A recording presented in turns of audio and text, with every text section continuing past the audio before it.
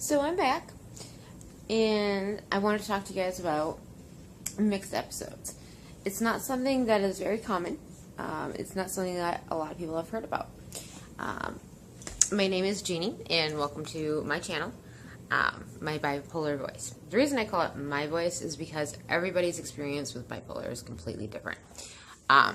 Sorry, totally trying to find a good spot where you can actually see me without me looking like I'm a ghost. Alright, whatever. So anyways, mixed episode. It is that deer in the headlights kind of feeling. You're going from this internal, it can be almost a rage. It can be painful. It can be a heart beating at 120 miles an hour, but your body's not moving. And you're being pulled in both directions, and your instincts are being pulled in both directions. And I'm not kidding. They tell you to listen to your gut feeling. Well, your gut all of a sudden is split in two, and it wants to do both things. I do have depression on occasion, but the majority of the times that I have hospitalized myself, which has been a few, has been because of mixed episodes, because I can't level out. I can't go one way or the other. What I can tell you is that it does end. It does come to a stop. For me, when I first started getting help, the only way for me to get through it without committing suicide was to put myself in inpatient treatment. I didn't know how to handle it. It is a horrendously scary situation. Again, it's like the deer in the headlights. My brain is moving at 1,000 miles an hour. It knows it needs to move. But my body says, maybe if the car hits me, it'll be over. And so I can't move. People say, well, just get up and do something. You'll feel better. Thanks, Jackwad. If I could just get up and do something, I would. There's no magic button. There's no way to just make everything okay. That doesn't just happen. Having bipolar is a blessing and a curse. Having mixed episodes are a blessing and a curse.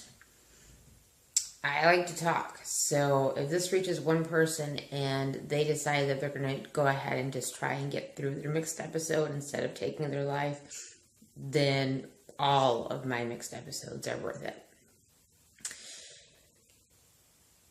I am happy to say that at this point, it has been a long time since I have had one. It took some very fantastic doctors at the Mayo Clinic at Luther Hospital in Eau Claire, Wisconsin, to get me to a point where I was medicated properly, and a good therapist in Appleton. There was a lot of things going on that we needed to regulate and do it properly. I had, and everybody goes through a lot of different med changes when you're diagnosed with bipolar. There's a huge myth that you can't be on antidepressants. This is not true at all. It is true in my case, but I do know of many people with bipolar that can take antidepressants. In my case, what will happen is that the serotonin levels, my brain doesn't know when to shut them off.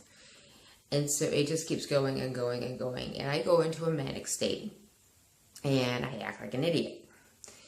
I was very lucky that a doctor recognized this. I had a doctor's appointment and he recognized this immediately and got me off of it. So was the start of my proper medications. Another time, another story. But they started me on Risperdal, which I started getting the twitches, so they got rid of that right away.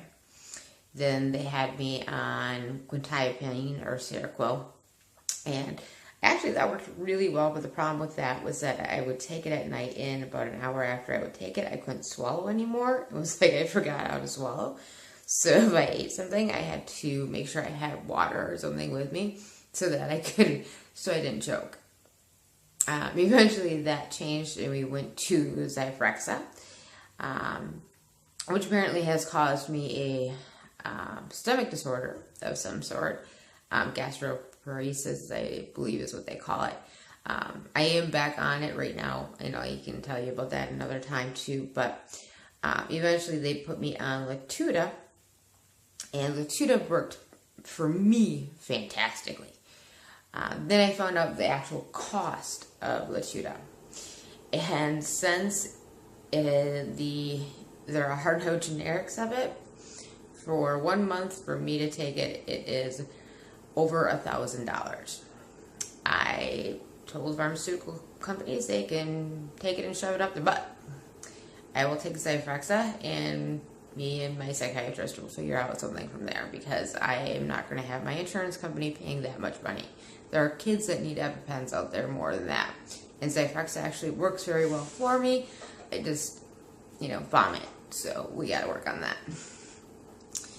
After getting the antipsychotics under control, the next problems were, of course, making sure that I was sleeping. So we went from Klonopin to Valium, which definitely helped.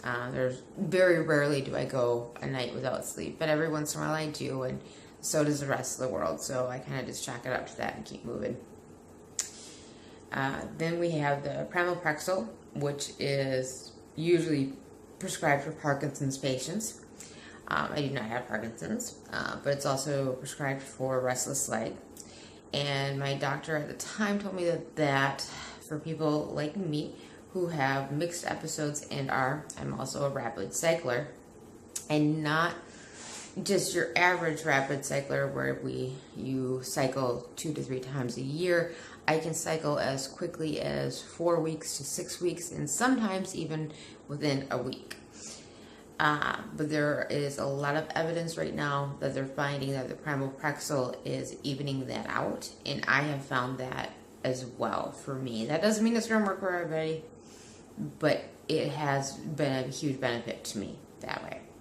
Then of course I take propranolol, brand name, Enderol for my heart, keeping it out of tachycardia. So I'm down to a good steady 80 beats per minute. Yay, it's so much better than 120, so that's good. And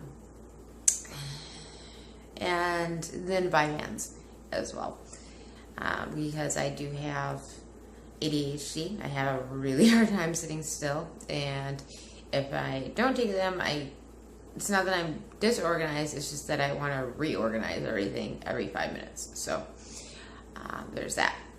Well, this is getting long, but I wanted to kind of just express to you guys what I go through with mixed episodes and the rapid cycling, the different drugs.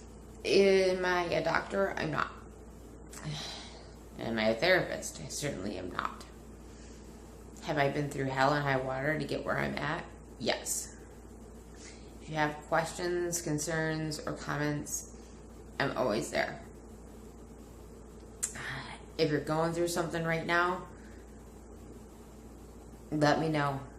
We can talk. I can just listen, or we don't have to talk. We can just be silent. That's fine too. Just know you're not alone. This is a fight that we're all in together. So take care, and I'll talk to you guys tomorrow. Bye.